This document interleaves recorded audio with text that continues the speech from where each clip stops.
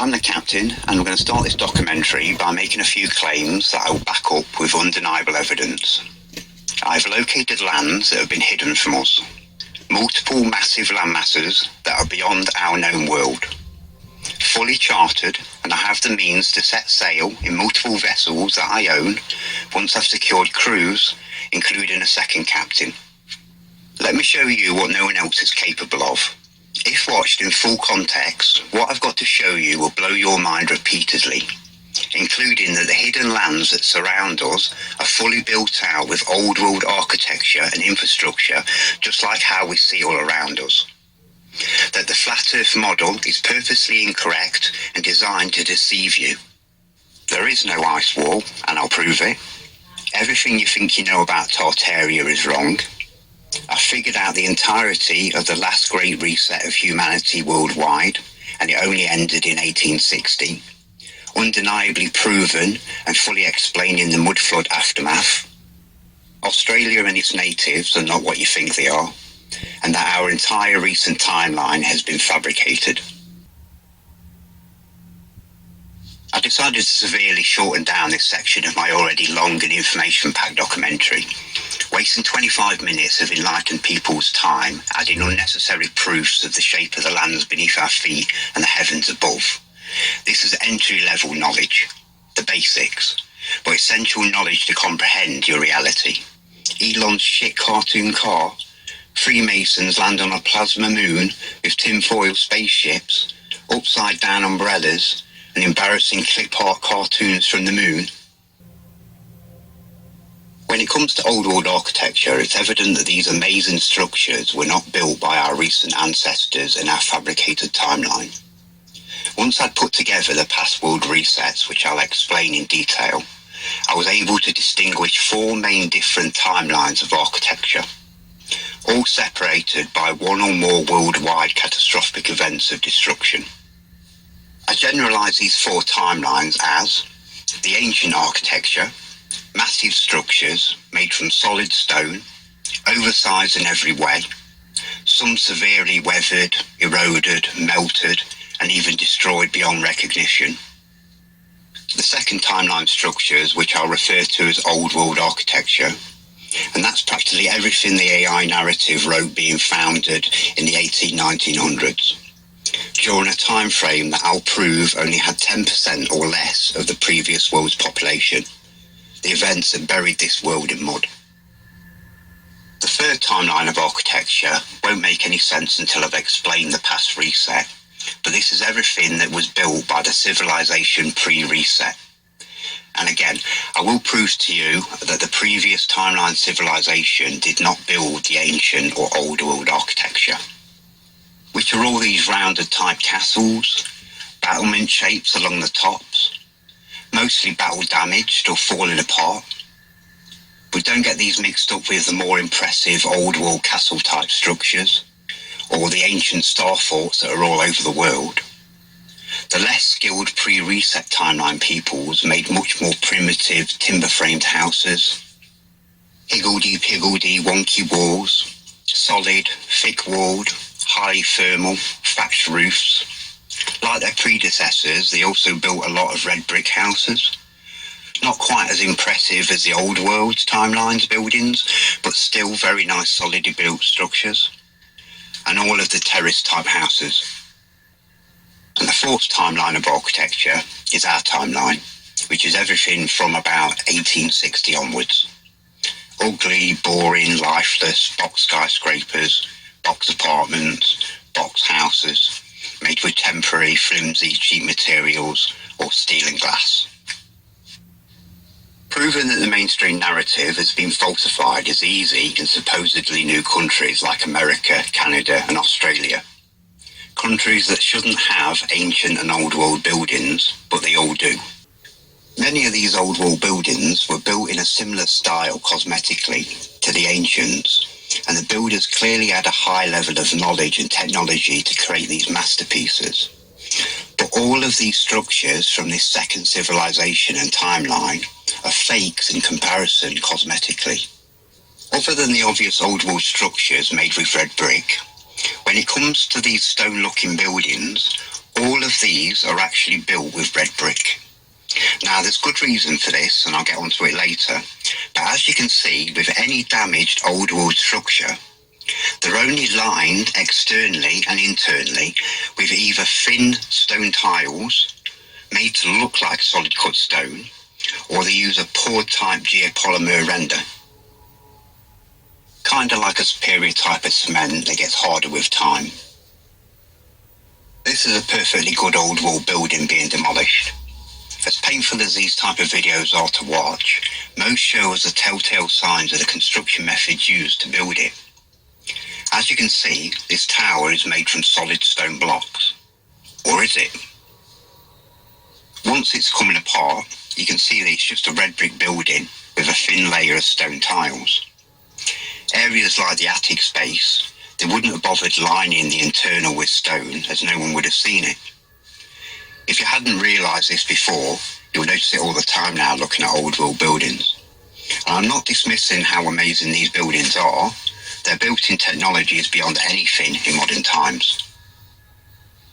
Which takes us on to the next piece of the puzzle, commonly known as Antiquitech. The ancient and old world civilizations knew how to harness an energy that's all around us called the ether, the fifth element that's been hidden from us. And the carbon-14 and iron oxide compound of the red bricks used to construct these old world buildings would act like a giant antenna and even hold charge. In 1887, the Michelson-Morley experiment attempted to prove their theory of the existence of the ether. Unfortunately, they never did due to their primitive technology of the time. Nearly 100 years later, in 1986, the US Air Force repeated their experiment and proven scientifically that the field of the ether existed. The results were published in a scientific journal called Nature in August 1986, headlined Special Relativity, Nature, Volume 322, page 590.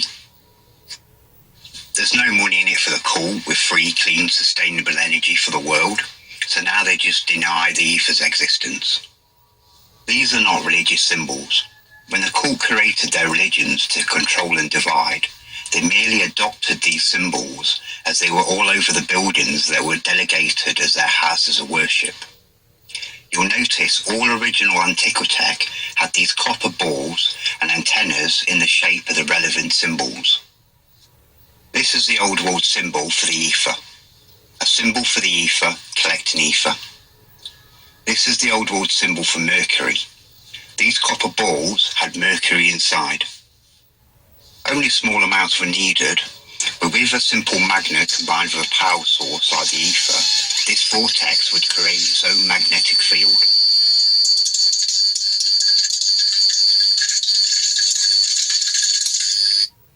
Unfortunately, as the years go by, they replace this tech with their cheap wooden crosses. It's why most of these buildings have copper earthing cables running from the antenna top to the ground.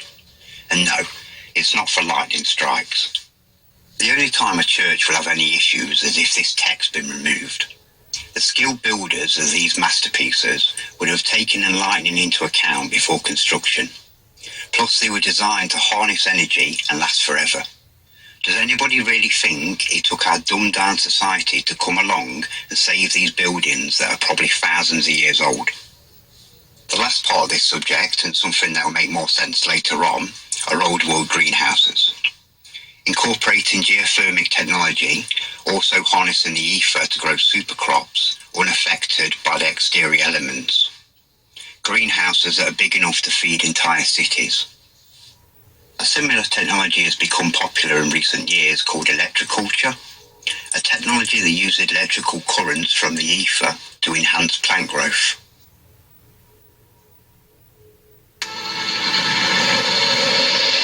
The film you're about to see has no characters.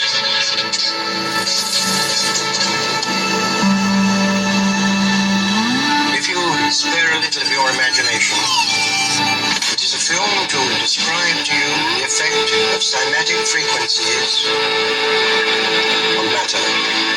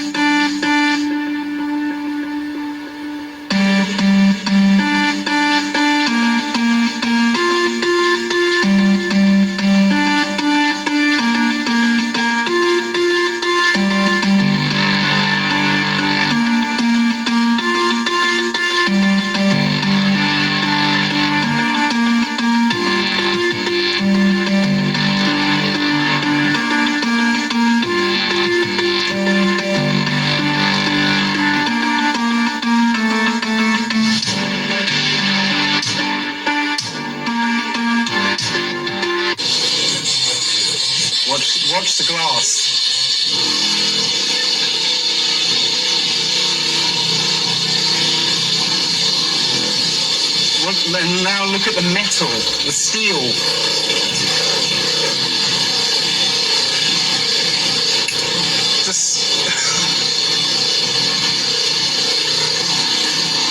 That's incredible, isn't it?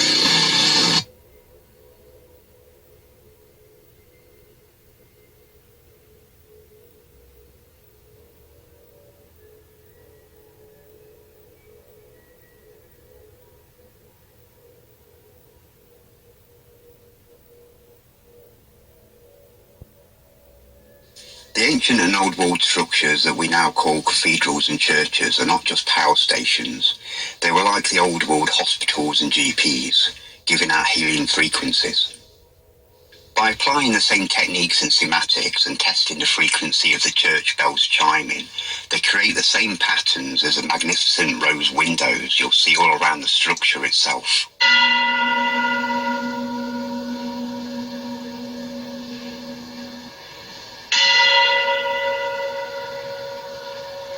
The tolling bells would emit powerful vibrations and influence entire towns and their water supplies.